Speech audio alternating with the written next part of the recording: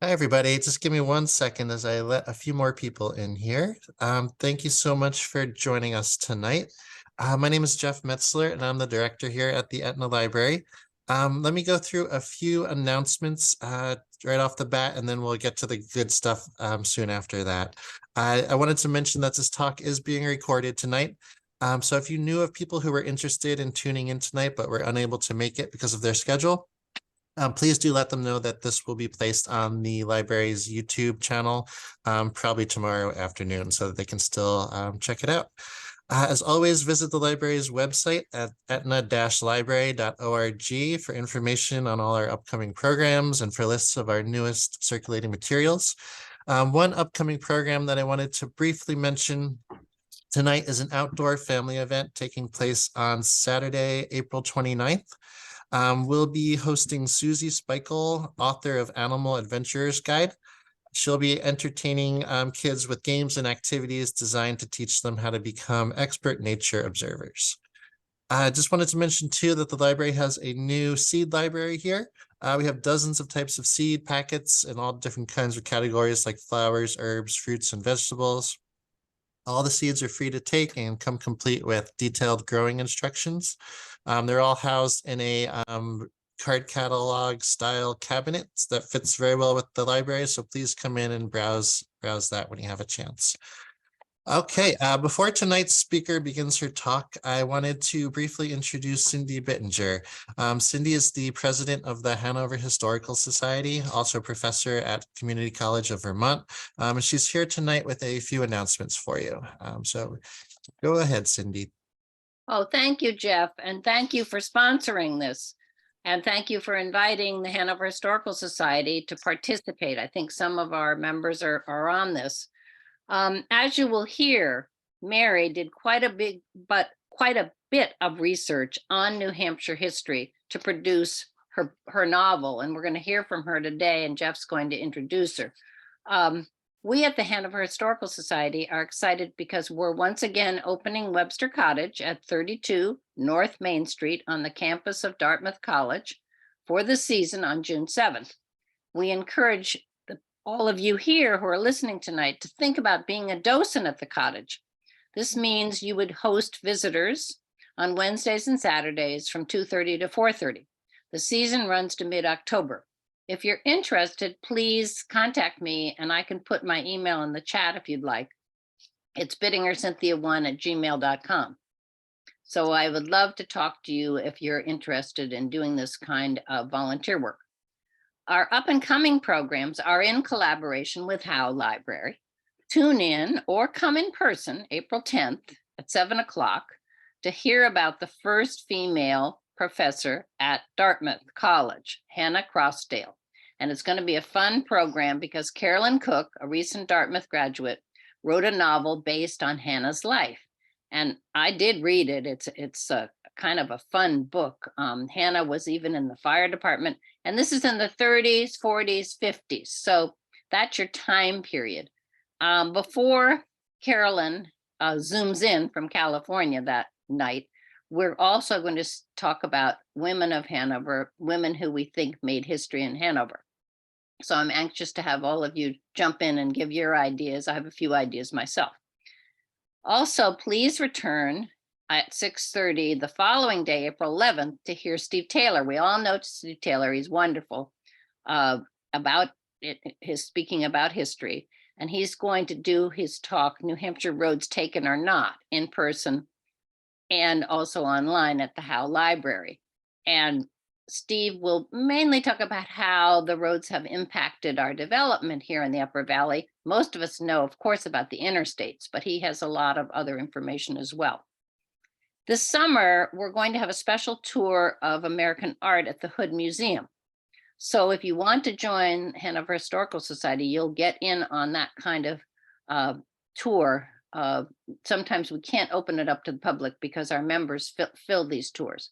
So please let us know if you want to join. We do have a website, hanoverhistory.org, and Jeff has been most helpful. We even got him to be ex officio on our board. So we want to thank Jeff a lot. So on with the program. Thank you. Great. Thank you, Cindy. Thanks for being here tonight. And Cindy gave me a tour of Webster Cottage last season, so I definitely recommend it. It's like stepping back into history. It's really great. So definitely take the time to do that. Okay. It's time for the main event. So our speaker tonight is Mary Kronenwetter. By birth and disposition, she's a New Englander and grew up in a 19th century Massachusetts farmhouse, complete with barn and outbuildings, well, and some wall-lined pastures and fields. She holds a doctorate in education and has taught at colleges in the United States, China, and Japan. Mary lives in the Dartmouth Lake Sunapee region of New Hampshire, and she's served as museum educator in historic Deerfield, the John Hay Estate at the Fells, and the Enfield Shaker Museum. In her new historical novel Pauper Auction, Mary explores this early American form of poor relief and life in rural New Hampshire after the Revolutionary War. So Mary, I will turn it over to you. Thanks so much for being here tonight. Thank you, Jeff. And thank you, Cynthia, too, for your kind words and information. Those programs sound fantastic coming up. Tonight, as advertised, we're going to be talking about the novel Pauper Auction and also some local history. I'm guessing that you're here tonight because you have an interest in New England history. This presentation is going to be slide-based, which I'll be putting up on the screen in just a minute. So please send questions or information and just type them right up into the chat and we can talk about them afterwards. Every time I give this presentation, community members have come forward with some amazing information, stories about their community. For example, recently in Wilmot, we learned about research being done on unnamed pauper graves that in the town cemetery. They're trying to find out who the names are of those people in those graves. In Grantham, while we learned, for example, there wasn't a town farm in Grantham, there was something in the Depression called tramp houses, which I'd never heard about either, another form of poor relief that's fascinating. So maybe you have some information for me as well, whether it's about Hanover, Etna, or anywhere else in New England. Okay, without further ado, I'm going to pop on the slides. And let me know if anything goes wrong, like this, like not starting from the beginning. All right, let's try that again. Okay, thank you, Etna Public Library and Library Director Jeff Meltzer for hosting this event. And thank you all for the gift of your time as you join me for a talk about Pauper Auction, a historical fiction set in 1805 rural New Hampshire. Hanover and Etna are fortunate to have an active historical society. President Cindy Bittinger is an amazing historian herself and author and contributor to a number of books, including the important book, Vermont Women, Native Americans, and African Americans Out of the Shadows of History.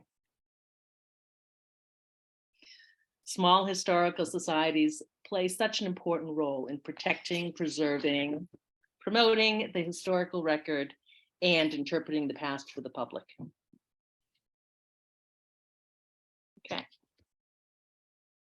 As New Englanders by birth or by choice, we have chosen to live in a region where we walk through beauty and history every day.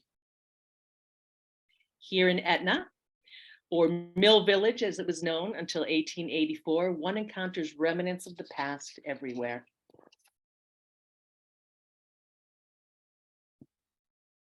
Stone walls run the length and breadth of the town. Cellar holes sit in what is now woodlands. This weekend, some of you will head to the American Baptist Church, established in 1771, or to the United Methodist Church of Christ, established in 1768. As for myself, and the setting for this book, I have been steeping in New England culture, rural New England culture, my entire life. I grew up on an 1800s Massachusetts farmstead, as Jeff mentioned, and I've made my home in New Hampshire for the past 25 years. I've also had the privilege to work at a number of historic sites. Again, Jeff covered this in my bio. This picture is a picture of the one-room schoolhouse in historic Deerfield, one of my favorite buildings to interpret and places to be. And if you have read the book, the Wheeler Farm featured in Pauper Auction is loosely based on the Sheldon House at historic Deerfield. I think we take for granted our lives in 21st century, where we don't have to produce the items that we need or don't need in our daily lives. It was very difficult for the characters in Pauper Auction to find time to do anything that wasn't directly supporting their basic needs. But they did find ways to express their creativity. The character Hannah, for example, was an artist who used the weaving of bed rugs, a very useful item, as her artistic medium. This bed rug featured on the cover of Pauper Auction is an actual piece from the Deerfield Historic Collection. The character Joseph built stone walls that served as an important purpose on the farm, keeping livestock safe, but they were also incredibly beautiful objects. And I don't know about you guys, but I'm absolutely obsessed with New England stone walls. Can't resist them. If you read the book, you know that the almanac plays an important role. In 1805, all were at the mercy of weather and used almanacs for weather prognostications. In Pauper Auction, each chapter begins with an epigraph from Dudley Levitt's New Hampshire, Maine, and Vermont Almanac. The choice for using this particular almanac was based on the fact that it was a Lakes region almanac, and the Lakes region is the general setting of the book. The publisher, Dudley Levitt of Gilmanton and Meredith, is himself a fascinating character in his own right. He was a polymath scientist, teacher, mathematician, writer, publisher, and farmer. And his almanac was published from 1797 to 1896. Farmers' almanacs, such as the Old Farmer's Almanac, 1792 to present, and our local Vermont almanac, edited by Virginia Barlow and Patrick White, are still published today. And if you haven't seen this new Vermont almanac, they've published it for the past 3 years. It's really amazing. Okay, so Pauper Auction is my love story to the beauty and traditions of the region. If you don't love stone walls, apple orchards, swim holes, hearth cooking, blacksmithing, swim holes, and glorious summers and cruel springs, then this book might not be for you. Okay, let's see. The book opens at town meeting in Thornburn, New Hampshire in the March of 1805. Let's talk about town meeting for a moment. And I'm just coming off our town meeting in Grantham was Tuesday. And it's not just physical artifacts from the past that we experience in New England. There's town meeting, the annual March town meeting, a direct democracy tradition. New England town meeting has been praised for being the most democratic form of government, allowing all who participate to have their voices heard. But of course, it only works if the citizens show up in the time period of Pauper Auction. This would only be landowning men. Today, of course, it's more democratic. In my town of Grantham, the town moderator is a woman, which never would have happened in 1805. As we know, there are significant consequences when citizens do not fulfill their civic duties. A prime example is the cautionary tale of what happened at the 2022 Croydon town meeting. The story was covered even by the New York Times, which called it a come to Jefferson moment. I'm not going to go into that whole thing now, but if anyone doesn't know what I'm talking about, ask me after the talk and I can let you know, or ask a neighbor. Okay.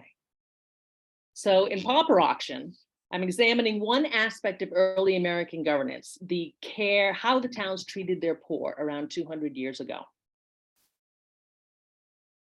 This historical fiction explores the common safety net of the period in the institution known as, the book's namesake, Pauper Auction. Okay, in the next few slides, you're going to see some amazing black and white images. And these are from Paul Wainwright's magnificent book of photography, A Space for Faith, which documents colonial meeting houses of New England. It's just beautiful. So in early New England, the indigent residents of a town would be auctioned off, also known by the French term vendu, at town meeting to the lowest bidder. The man, because only men were allowed to participate in town meetings in early New England, who would accept the least amount of the town's tax money, would take a pauper into his home and put them to work. This practice came before the town farm or poorhouse that most of us have heard about. Well, what much was made of the Christian charity involved in taking in paupers, It didn't preclude a profit motive, and the typical goal of the bidder was to come out financially ahead after feeding and housing costs. The opportunities for abuse are easily imaginable. Okay, there's another one of those beautiful photographs. In Pauper Auction, the protagonist is a young woman named Marjorie Turner. As a woman living in rural New Hampshire during the period following American independence, technically called the New Nation period, she experiences limitations to the right to pursue advanced education and an economically viable occupation, and lives in a time of patrilineal inheritance laws. Marjorie seeks independence, but learns that interdependence, mutual cooperation, is needed to achieve goals.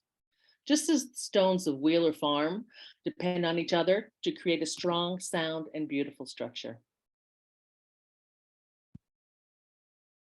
While this book started off focusing on female disempowerment and poverty, somehow it became so much more complex, coming to also include Abenaki displacement and attitudes towards same-sex relationships. Let's see.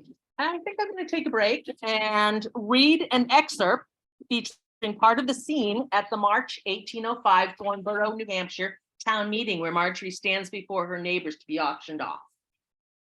All right. This is on page 17, chapter 1. Next, Overseer Fletcher said in a tone that might have been attempting a semblance of compassion, I present Widow Turner, wife of Nathaniel Turner, the faithful town blacksmith, who tragically perished some months ago of grievous injuries resulting from a fire in his smithy.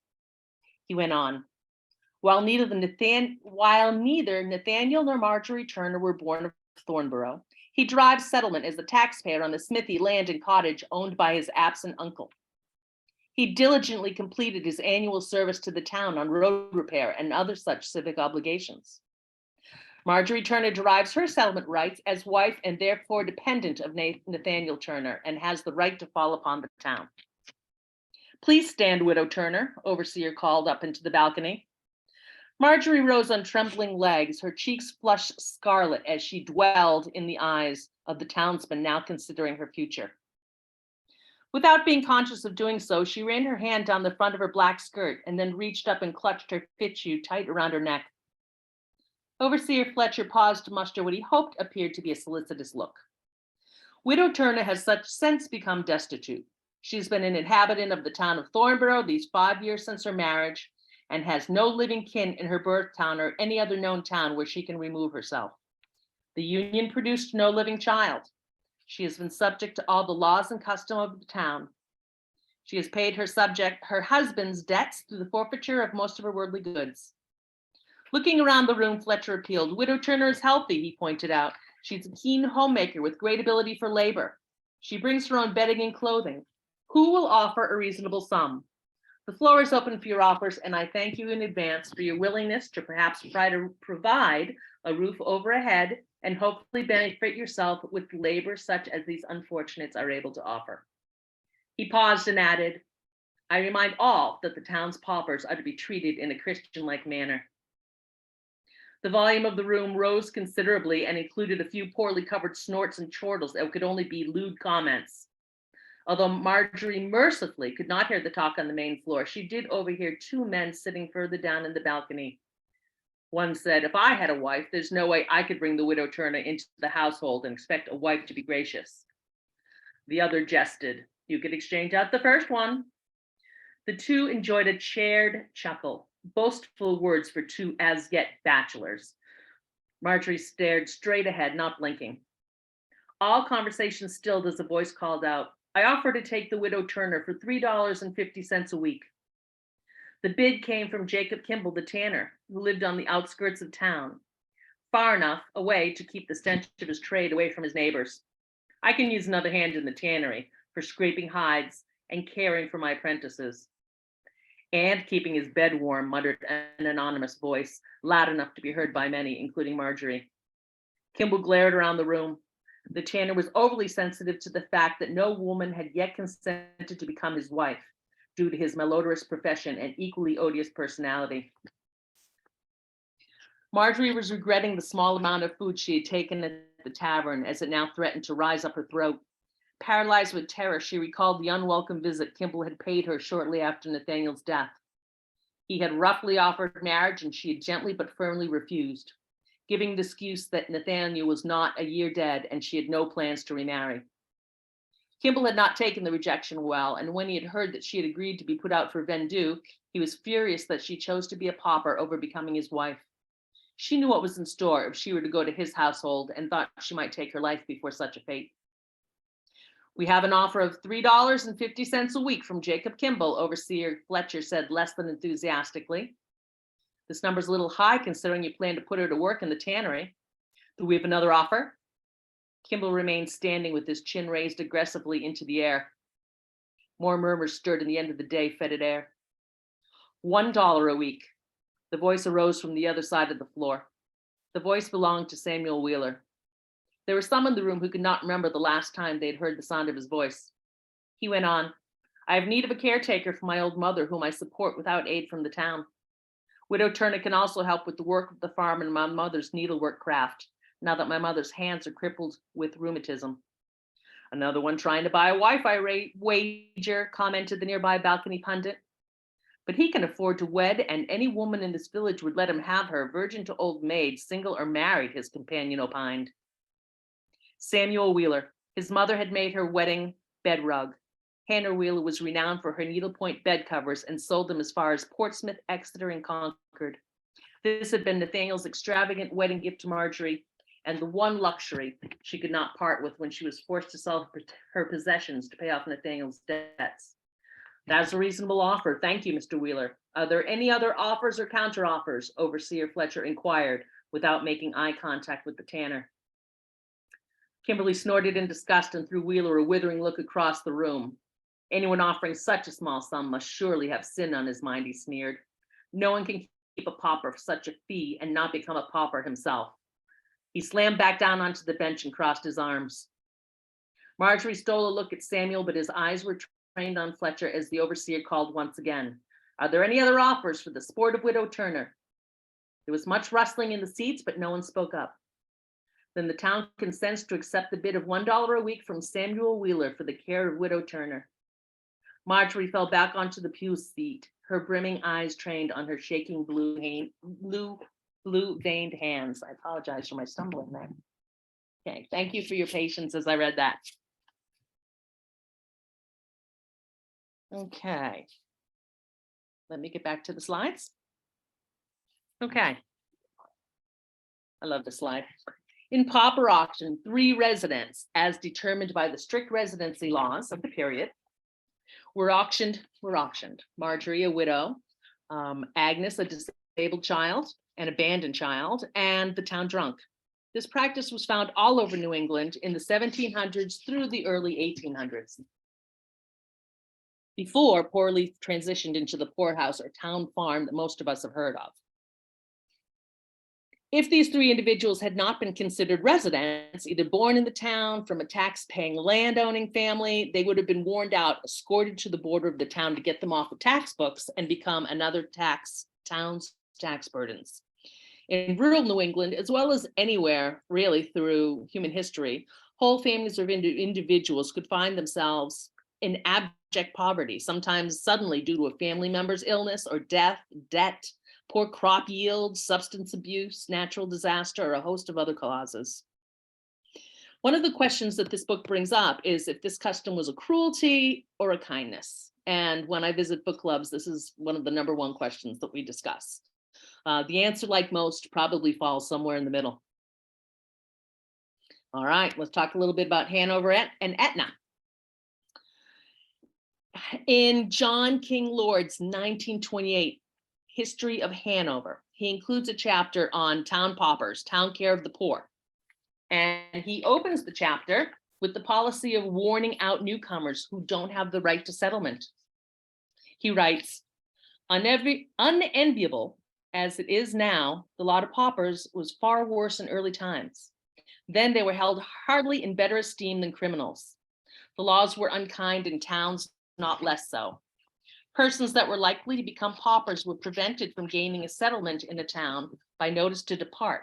And if they disregarded such notices, they might be removed by the constable, though that course had its difficulties, as other towns were unwilling to receive dependent poor, as the ejecting town was to retain them. Let's see. Nope. We don't need that. Let's see. In writing of the debate over establishing the town farm, which was finally done in 1840, Lord notes, in the meantime, the town's poor, idle, and unfortunate alike continued to be set up at auction by selectmen at annual town meeting. If you're interested in learning more about poor farms in New Hampshire Humanity Council offers Steve Taylor's talk on poor houses and town farms, the hard road for paupers. It's a really good presentation. Okay. I want to talk a little bit about my research process because I know a lot of you are historians yourself. In my research, I discovered records of pauper auctions in town after town in New Hampshire and New England. For my primary source material, I used the collections at the New Hampshire Historical Society and State Archives. Local historical societies I particularly depended on were my own town of Grantham and also the Historical Society of Cheshire County for information about the Fisk School that's mentioned in the book. I also utilized the research libraries at historic Deerfield, where I used to work, the Pecumtuck Valley Memorial Association, and Old Sturbridge Village. And because a lot of this research was done in COVID, the research had to be done remotely. Both Deerfield and Pecumtuck and also Old Sturbridge Village have wonderful, vast collections online. That's really useful. Okay.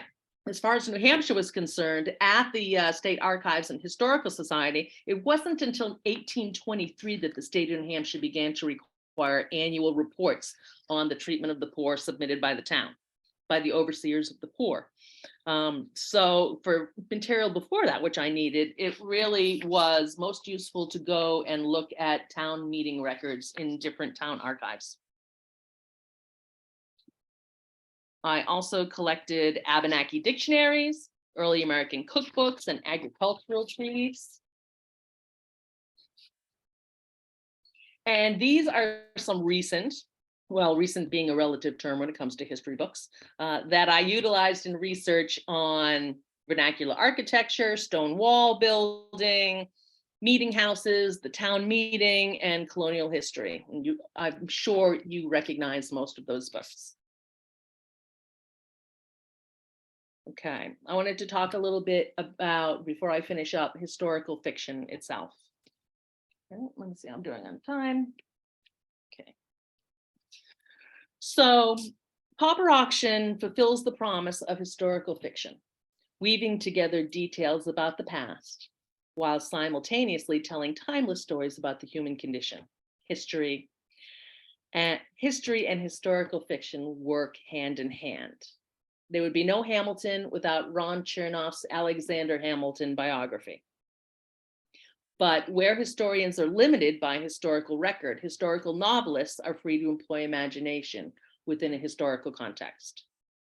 Reading historical fiction is an exercise in empathy. The characters are impacted by their surroundings and time period, but their feelings and expressions of love, hate, jealousy, pride, and fear are timeless. Their search for lives of purpose together and apart is a fundamental experience that resonates with any reader. All right, I wish I could ask you all questions if you've ever heard of this book, La Princesse de Montpensier. I just butchered that, I know, please forgive me. So you may know that many of the earliest authors of historical fiction were women. And that makes sense if you consider that the genre allows voices of those not typically represented in history books. Madame de la Lafayette is thought to have authored the first historical novel in 1662, entitled La Princesse de Montpensier. I'd love to know if anyone's ever read this book. I actually haven't read it. Okay. I love reading and researching New England history and putting some of what I learned into accessible fiction format. This is a way to tell some stories that aren't found in typical history books. Historical fiction is a tool to engage the public through putting a face and a story with the facts of living in the past. It can also be a powerful lens to apply to issues of inclusion, equity, and diversity. It can give voice to the voiceless, such as enslaved people, servants, women, and indigenous people. And like all historical fiction, Pauper Auction asks the reader to consider how things have changed and how they remain the same. It helps us make sense of the world we live in today. Now, at the end of the presentation, I also like to read an excerpt which describes a town meeting. So the book opens with the Thornborough Town Meeting in Pauper Auction, March 1805. And the beginning is primarily descriptive, some of it real from my visits to meeting houses, and others more, I guess, the author's lenses. So as you listen to this, try to think about the balance between the actual reality of a meeting house and one particular author's lens of a meeting house. So this is from page 1. I'm just going to read a little bit of it. Notice of warrant. Freeholders and other inhabitants of the parish of Thornborough, who are by law given vote in parish affairs. You are duly notified and warned to meet at the meeting house for town meeting on Tuesday, the 12th of March, in the year of our Lord, 1805, at 10 of the clock before noon.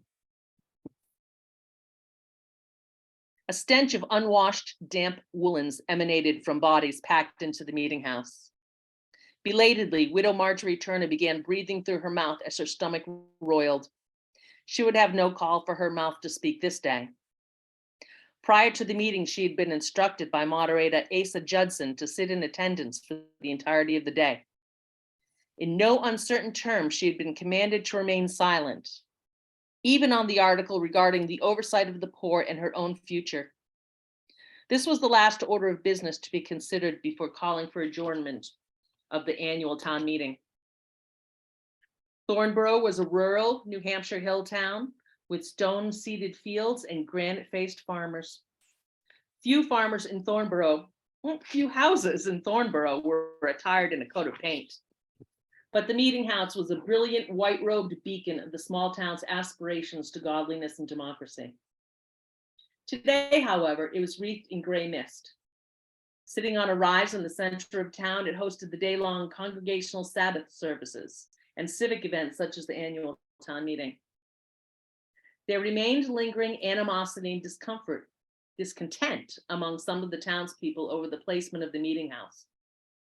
While it was geographically in the town center, those on the hill-studded north side of the town had a considerably more difficult journey without the fine road enjoyed by the south side of town. Before taxes were raised to build a meeting house, town meeting had been held in Gabriel Allen's Tavern. Such a setting where men could drink spirits and argue all day had been far more boisterous and contentious, and more than once a debate devolved into a physical alteration. Today, its bell rang to call the men to town meeting as it had rung, to call the residents to mourn the passing of the town blacksmith, Nathaniel Turner, not so long ago. Throughout New England, town meeting was held on the second Tuesday of March. In larger towns, the meeting might run multiple days, but in Thornborough, they finished business in one day. The tradition of conducting town meeting in March matched the agrarian calendar and fell during the fallow period when farmers would not be planting or harvesting. A time when the long winter tapered into damp, muddy days before finally yielding to an ethereal and fleeting spring.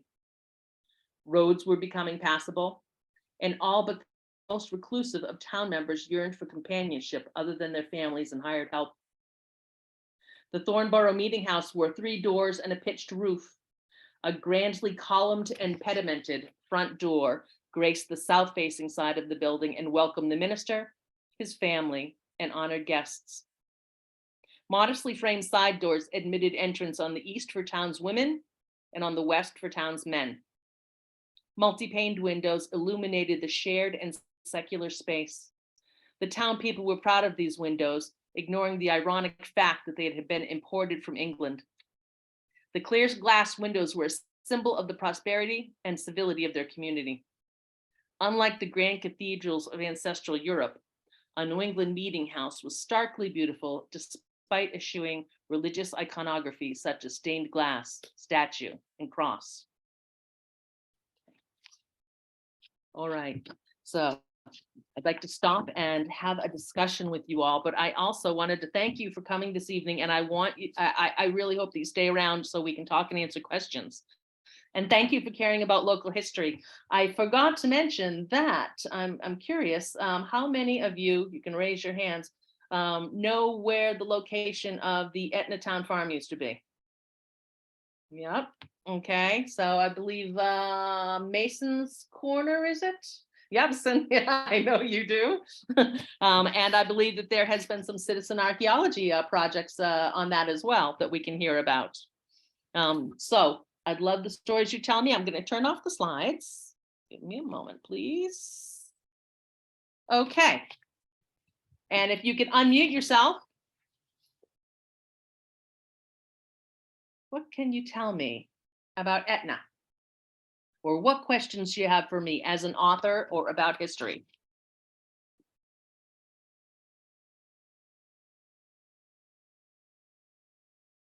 Cindy, I'm sorry, Mary, I will start. I was wondering how long ago you heard about Pauper auctions, and if this was something that was in your mind for a long time before writing this book, or is it something that you recently found out about and knew you had to kind of tackle this topic?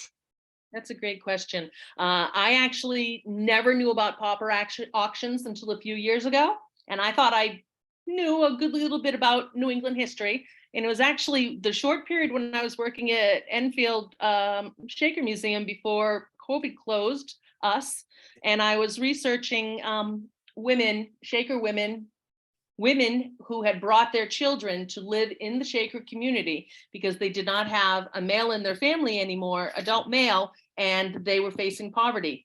And through looking at women's poverty and their inability to have economically viable occupations, one street led to another and went down that rabbit hole. And I found an article in Mass Humanities magazine or blog post talking about pauper auctions. I'm like, oh my goodness, I've never heard about this. And just sort of dove in, and turns out that it was done not only in every New England state, but up and down the coast as well during the early formation of the nation.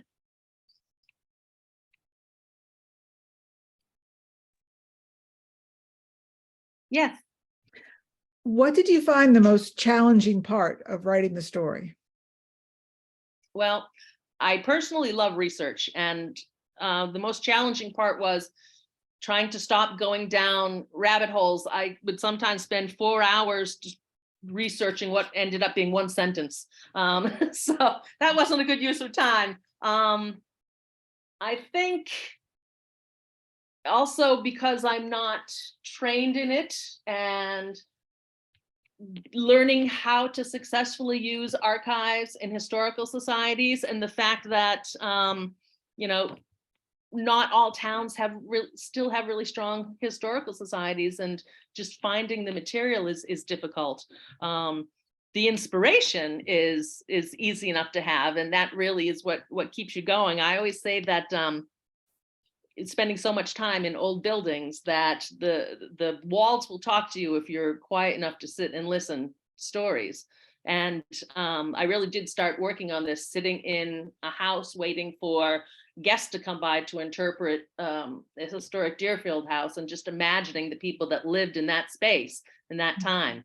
And it's a privilege. And sometimes the other thing that's a little bit difficult is, am I putting too much of my own personal 21st century liberal lens into the story?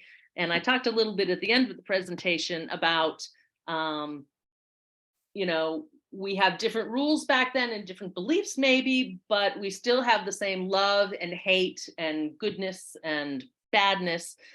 And, that's always the challenge with the historical fiction, is you can never really present true characters because you didn't live in that period. So that's something that I kind of throw about in my mind and worry about sometimes, but I get over it. Thanks for the question.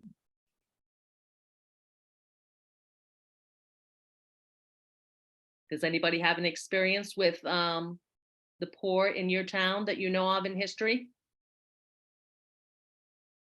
Cynthia, can you tell us a little bit about the exact location of the Etna Town Farm?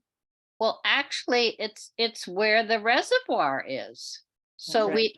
we all do know where it was. Julius Mason's farm was the poor farm in Hanover, and then eventually, of course, people went to Grafton, were sent off to Grafton, and the town, after a big fire downtown, the town bought the land to make a reservoir. Hanover needed water. So the poor folks were sent off to Grafton. And so they really weren't in the town at that point. But I think, Mary, because I have read your book, I do think your portrayal of what it's like to be a female in that time period was beautifully done, and that's hard to do, and it brings out women's issues very, very much. You have also the Abenaki voice, and you have at one point a gay relationship. So you really do touch on an awful lot of modern issues too.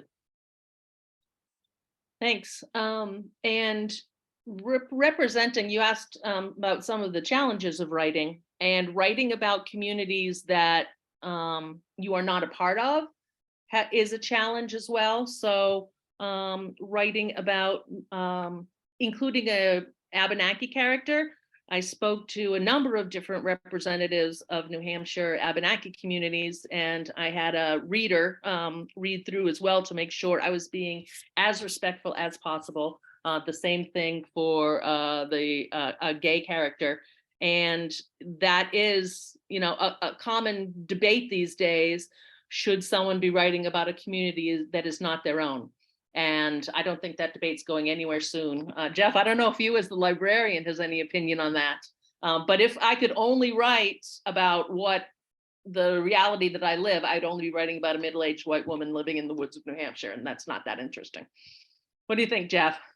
Yeah, I know I've heard different viewpoints on that, but I kind of agree that one of the beautiful things about fiction is you can kind of jump into other people's heads and imagine yourself as other characters and things like that. So I think it is pretty limiting to just write from your own personal viewpoint in fiction. Does anyone else have any opinion on that? Is anyone else a writer in this group? I bet there is. Yeah. Gonna hold out on me. Okay. Is there anything in the area, in Hanover or elsewhere, that you think is an interesting historical topic that hasn't really been explored?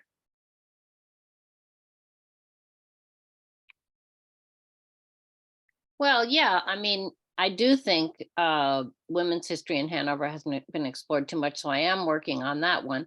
Also, Abenaki history, definitely, that needs to be explored. And the fourth grade kids this May and also next fall, we'll be doing some research. So we'll see what comes out of the fourth graders. They're going to find what they want to study in Hanover, New Hampshire. So stay tuned, all of you, for that. And we'll probably have an exhibit in town. We aren't quite sure where it'll be, and it's going to be from the fourth graders. So let's see what they are interested in. Okay, thanks. How about the Black history, the early Black history of Hanover? What do you think, Cynthia? Has it been done well? I think we could have quite a bit there, but it's not too well documented. When I did my book, I was able to find some Black history in Vermont. Those of you who've read my book, there was some digging, I have to say, and I did go to historical societies, which were very, very helpful to me, just like they are for you, Mary. But New Hampshire Black history right now is mainly being developed by Jerry Ann Bogus, who's in Portsmouth, No, probably. no, a no, lot I of meant you know that. specifically Hanover. Because What- Hanover's is documented. Okay, go Sue, go. Oh, no, so because of the special collections at Dartmouth. So I'm speaking about the people that came north with Wheelock specifically, and the students that were here early. And then some of their descendants stayed in town. So the famous one being the one that was the very bad-tempered barber that was a descendant of Wheelock slaves. So are those history pieces on that community, or is there any historical fiction on that community? Well, so some of it's in the some of the Hanover histories, some of it's, not that I'm a great expert on that, some of it's in the Dartmouth histories.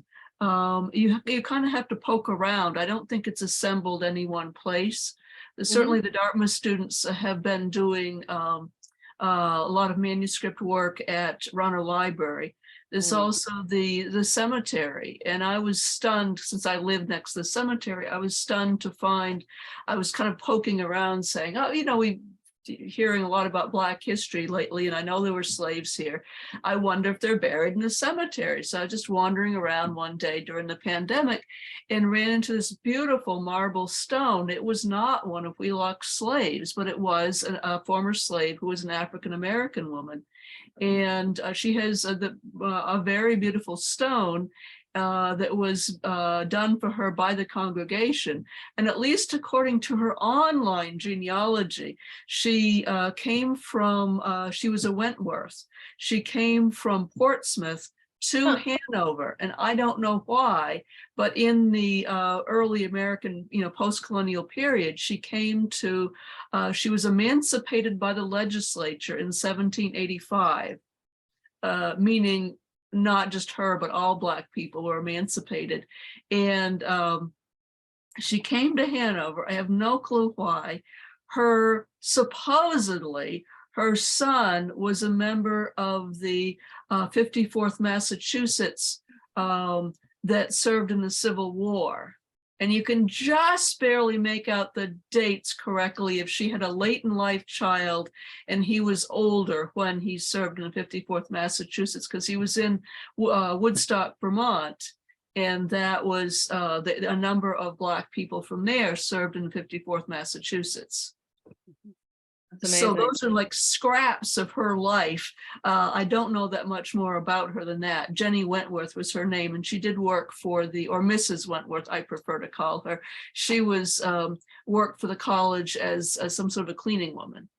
But she was a member of the church, the Congregational Church, it says on her stone, and was evidently very well thought of in the community. So that's a different view of Black Hanover history than just looking at Wheelock slaves. So that's why it's a rather interesting topic.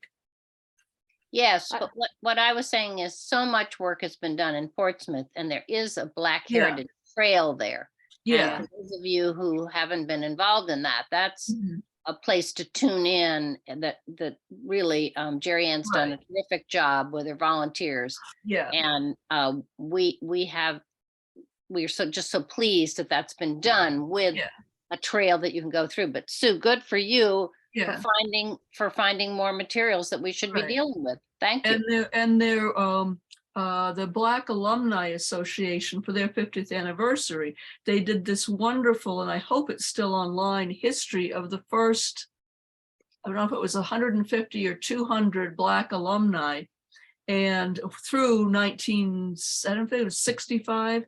So it was from the founding of the college through 1965, because one of the first students that came to Hanover was Black. So so there's a long history. It's just very sparse. I just pulled up King's History of Hanover, and there's a 2-page appendix, which is all there is on slavery and it's called Notes on Slavery in Hanover, and it lists maybe 230 names there, but very slim. Yeah. Yeah. But of course there were, some people were slaves and some people were free. So it kind of depends on what lens you're looking at it with. And in Pauper Auction, there's 3 different kinds of servitude. Mhm. There is white indentured men who come over from England. Yeah. And that includes the blacksmith husband of Marjorie. And then there is, there were still, well, slavery was, there were some black slaves, and also at that period, of course, and in New Hampshire, and there was also enslaved Indians. So if Indians broke the laws of the white town, or if they were taken in various wars, including King Philip's War, then they would be permanently Right. indentured. In other words, they would become slaves. And so, and you know, you all can also consider what kind of servitude women were in that time too. So in the novel, I try to look at the different kinds of servitude, and some of them you can get out of, and some of them you can't. So that was an interesting exploration as well. Yeah. Wow. Okay. Oh, someone like the Norman Rockwell painting, yes. Is there any other questions or comments? I really appreciate your time tonight, but I don't want to keep you if you don't have questions. Yes. Just a couple of things. First, I've got to say hi to Sue Reed. She and I worked together at Billings Farm many years ago. Oh, hi. And I did a lot of first person in Indiana. And one of the things that I created as a character was a woman who was, they didn't call it the same thing as you are in Indiana, but it was a way to support a woman, or primarily women, that had no other way to support themselves. And it was always a really interesting character to take into the village where I worked and explain what happens to women that husbands are either drunk all the time, couldn't support them, or were couldn't, you know, they had no other way to do this. And it was, I did it because it was a way for me to get into the building and do breaks. So they could go to lunch, the other people, and I covered the building. But doing research on that, it was really interesting. And that's why I'm interested in your book. So it was a really, you know, in a way, to me, it was important. And until the Shakers came in, that was not a good way for women to be able to take care of themselves without this type of help from their community. So thank you. Oh, you're welcome. Did you work at Connor Prairie by any chance? I did for 15 years. Connor Prairie is one of the preeminent living history museums in the United States. Well, it was, yeah. And the only reason I know that is I teach a course on living history museums and living history interpretation, and I'm teaching it for Colby Sawyer's Adventures and Learnings starting in about 2 weeks, and I've already done it for Osher. So there is a very strong link between historical fiction and interpretation, living history interpretation. So I'm not going to go down that rabbit hole because I could talk for hours on that. Well, I wrote a lot of those characters when I worked at Connor. So yeah. It's when you think about it, when you go to a museum and it's you know, and no, I'm not going there. I'm not going. So. Not another rabbit hole. That's right. But again, hi, Sue. Good to see you. Good to see you.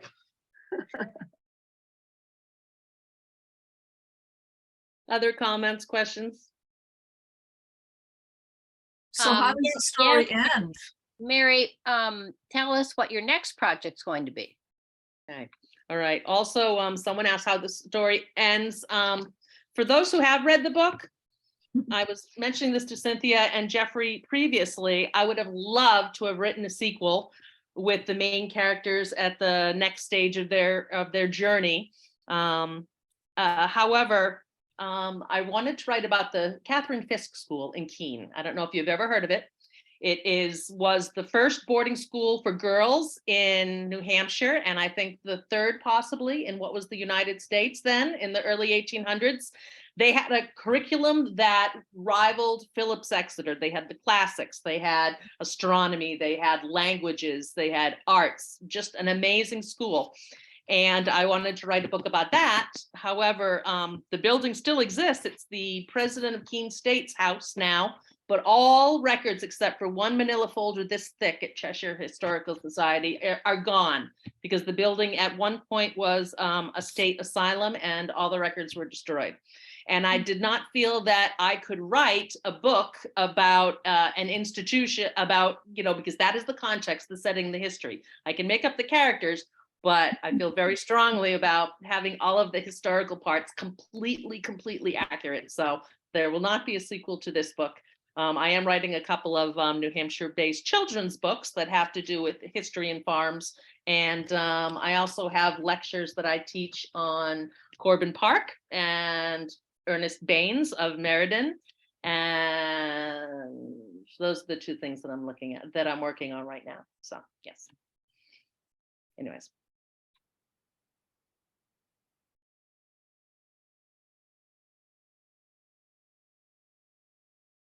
All right, Jeffrey, I think this is it. Okay, well, thanks so much, Mary, for doing this tonight. I was I loved it. really fascinating. And thanks everyone for joining us tonight and sharing this part of your evening with us. I hope everyone has a great night. And if you ever have your book club do this book, I'm happy to come by Zoom, or if you're local, even in person. Night, Good everyone. night. You.